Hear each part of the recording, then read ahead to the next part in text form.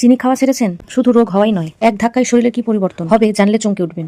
চিনি যে শরীরের জন্য কি ক্ষতিকর তা বর্তমানে কম বেশি সকলেই জানে। চিনি খাওয়ার অভ্যাসে শরীরে জাঁকিয়ে বসে ডায়াবেটিস, চটচড়িয়ে বাড়ে ওজন, হানা দেয় একাধিক জটিল রোগের। গবেষণায় প্রমাণিত অতিরিক্ত চিনি খেলে ক্যান্সারের ঝুঁকিও বাড়ে। কিন্তু চিনি বিষ জেনেও কজনই বা লোক সামলাতে পারে। চিনি খেলে কি বদল হবে শরীরে জেনে নিন। চিনি ফিল গুড হরমোন অর্থাৎ ডোপামিনের মাত্রা বাড়ায়, আর সে কারণেই চিনি অশক্তিকর মনে হয়। চিনি খাওয়া ছাড়ার 14 দিনের মধ্যে ডোপামিনের মাত্রা ঠিক হতে শুরু করে। শুধু মানসিকভাবে সুগারের প্রতি আকর্ষণ কমে না, চিনি খাওয়া ছেড়ে দিলে শরীরে ইনসুলিনের মাত্রা ঠিক থাকে, যা শরীরকে ক্রমাগত খাবার চাহিদা পরিবর্তে সঞ্চিত শক্তি বার্ন করার জায়গা দেয়। ফলে ঘন ঘন খিদে পায় না। মানসিক চাপ ও ব্যস্ততার কারণে অনেকেরই রাতে ঠিকমতো ঘুম হয় না। কয়েকদিন চিনি থেকে দূরে থাকলে দেখবেন ঘুম ভালো হচ্ছে। বিভিন্ন গবেষণায় দেখা গিয়েছে যে চিনি খেলে গাটে গাটে যন্ত্রণা বাড়ে। তাই যাদের বাতের ব্যথা আছে তারা 14 দিন চিনি না খেলেই তফাৎ বুঝতে পারবেন। চিনি খাওয়া কমিয়ে দিলে তার প্রভাব পড়ে ত্বকে।